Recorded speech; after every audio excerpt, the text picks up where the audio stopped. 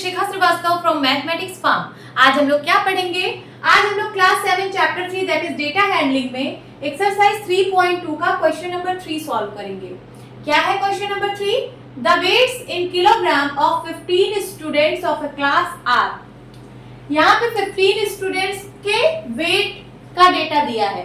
15 students के wait को major किया गया है, फिर हर एक स्टूडेंट के वेट को यहाँ पे लिखा गया है और वो सारे वेट जो है वो किलोग्राम में है।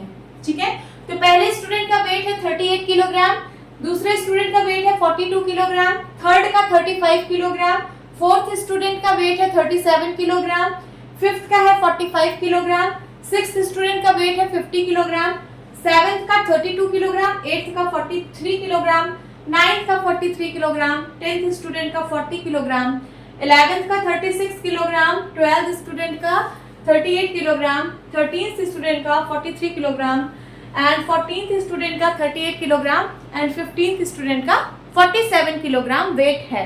तो ये वेट का डेटा गिवन है। आपको यहाँ पे क्या पूछा है question? Find the mode and median of this data. आपको इस डेटा का मोड और मीडियन फाइंड आउट करना है। देन सेकंड क्वेश्चन है, is there more than one mode? क्या यहाँ पे एक से ज्यादा मोड है? तो चलिए पहले फाइंड आउट करते हैं, तब देखते हैं कि मोड एक से ज्यादा है या नहीं है। तो सबसे पहले ये जो डेटा गिवन है ये डिसऑर्डर तरीके से गिवन है। सबसे पहले हम इसको असेंडिंग या डिसेंडिंग ऑर्डर में लगा लेते हैं। तो हम असेंडिंग ऑर्डर में इसको अरेंज करेंगे। लिखिए यहाँ पे असेंडिंग ऑर्डर।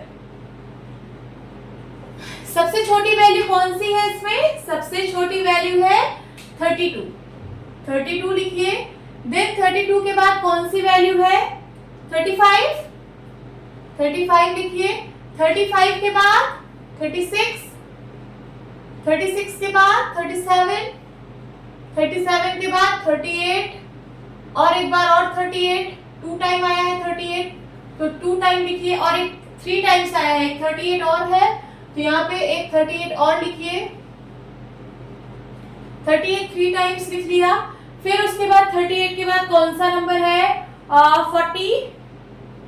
यस 40। 40 कितने टाइम्स आया है? 40 सिर्फ 1 टाइम है, तो यहाँ लिखिए 40।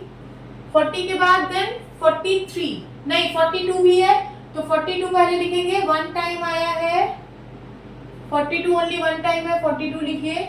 42 के बाद 43, देखिए कितने टाइम्स है? 1 2 3 3 टाइम्स आया है 43, लिखिए 43, 43, 43। देन 43 के बाद कौन सा नंबर है? 45 है, 45 लिखिए। 45 के बाद 47, 47 लिखिए। देन 47 के बाद 50। जो भी आप नंबर यहाँ पे लिखिए उसको आप टिक करते जाइए, जिससे आपको पता चलता जाए कि कौन सा नंबर आपने लिख लिया है और कौन सा नंबर अभी बचा है लिखने के लिए।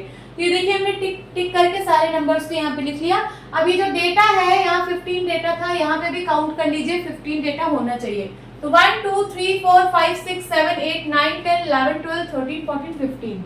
यस 15 डेटा है, इसका मतलब बिल्कुल करेक्ट है। अब चलिए मोड फाइंड आउट करते हैं। First is mode.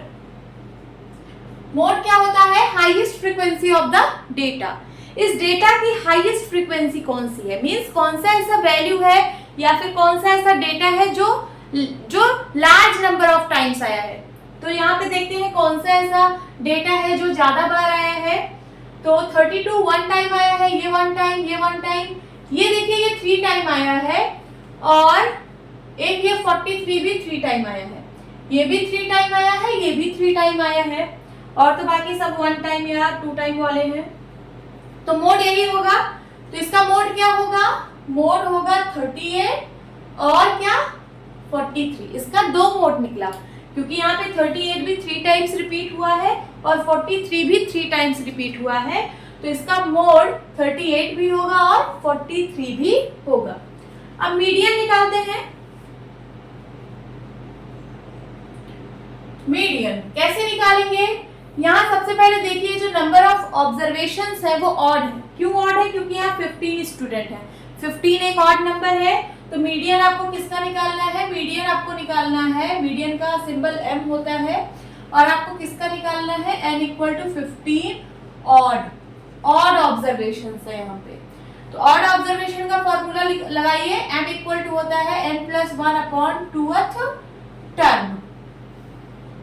ओके, तो n की वैल्यू है 15, 15 + 1/2th टर्म, 15 × 1 16/2th टर्म, 16/2 कितना होगा, 2 8 जा 16, तो 8th टर्म।